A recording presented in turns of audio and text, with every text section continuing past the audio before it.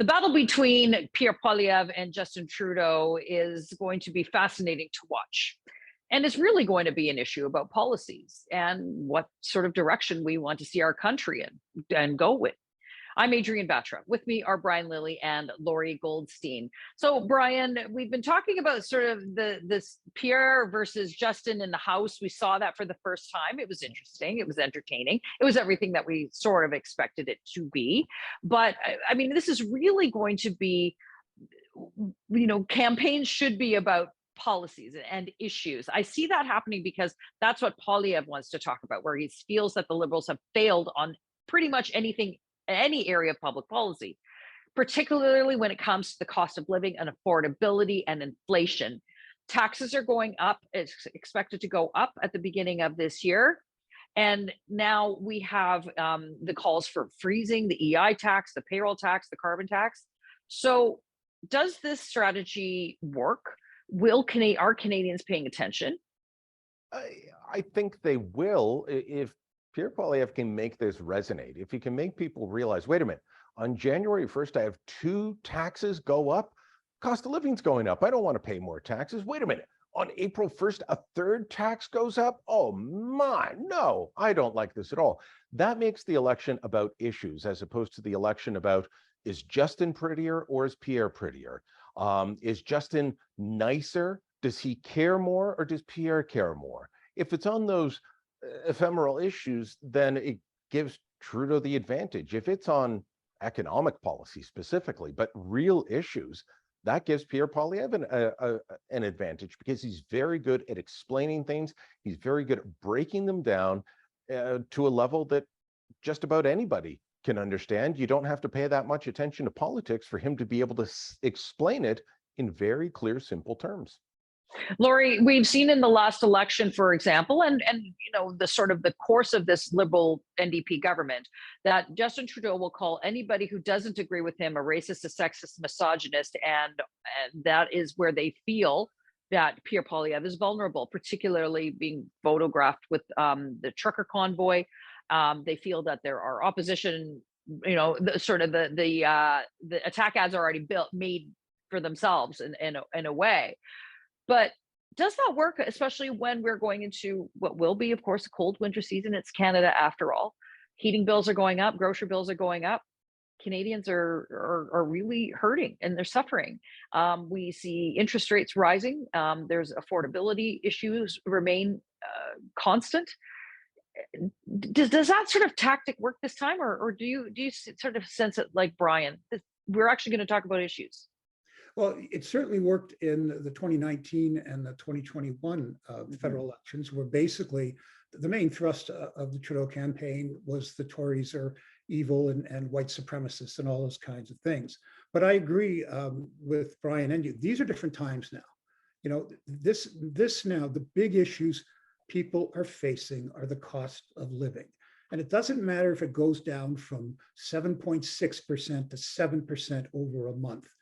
Over the course of a year, Canadians are paying food inflation. Anybody who goes to the does the shopping as I do in our family knows this is a problem, because I look at it and I go, okay, I can afford to pay this, but I can't imagine what's happening to a lot of families and seniors on fixed incomes. So if Pierre Poilievre can keep the issues on, rather than he doesn't have a climate change plan. No, wait a minute. Your climate change plan is to raise the cost of living. He's doing it right now. The Liberal argument that they're not raising taxes is absurd. The carbon tax is costing, the Parliamentary Budget Officer did a report in March. It's costing the people in the provinces that pay it hundreds of dollars that are not covered by the rebates. Contrary to what the government says, right? So in all those things, if he can keep it on, not climate change, the cost of living, right? Not that the Tories are evil, and no. What are you going to do to lower the cost of living? He can also say the government and the Bank of Canada miscalculated on how high inflation was going to get, how long it was going to get. That negates the argument of he wants to fire the president of the Bank of Canada, which I don't think he will go on about. He doesn't want the Bank of Canada responsible for inflation. He wants Trudeau.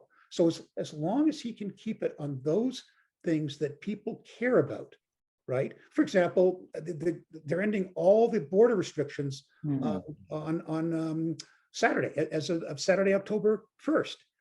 To me, there's no doubt that is a partial response to Pierre Poilievre, and he can claim, and the Conservatives can claim credit for it. This government was moving very slowly on these things, right? Biden said a week ago, the pandemic's over, COVID's over. So I think what the Liberals are seeing is they have to do something, and the measures they announce, anti-inflation, which unfortunately are to spend more, right? And on we got to remove these border restrictions. We all know, we're experienced in politics. These are never just scientific decisions. They're also very much a political calculus. Brian, last word to you.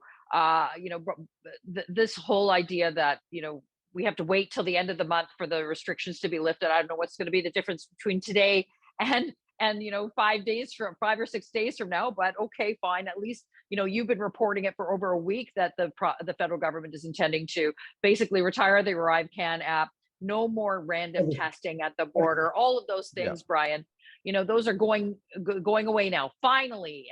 And Trudeau wants to take credit for that, and because it has vexed Canadians, millions of Canadians, and even others that are trying to come to our country.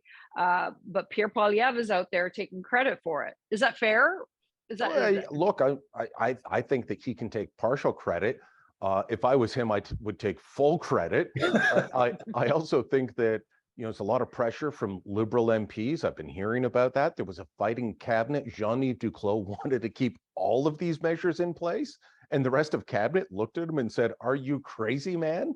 Trudeau at one point was trying to find a way to let Duclos have something, but not everything. And in the end, they dropped them all. Yeah, sure. I don't know why they're waiting another week, but at least they're moving in this direction. This is a government that's, always claims they're about the science, and really they're about anything but. So yeah, Poilievre's a factor.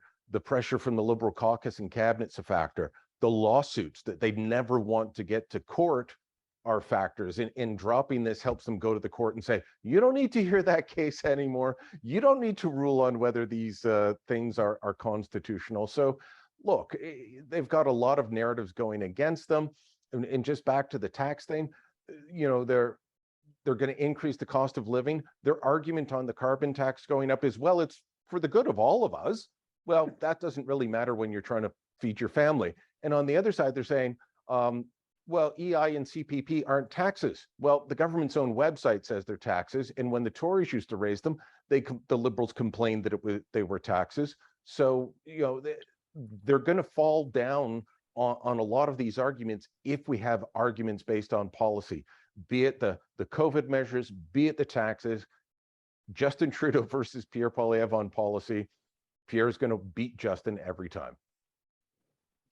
And it's going to be a fascinating federal election to watch, and we will have every twist and turn for you.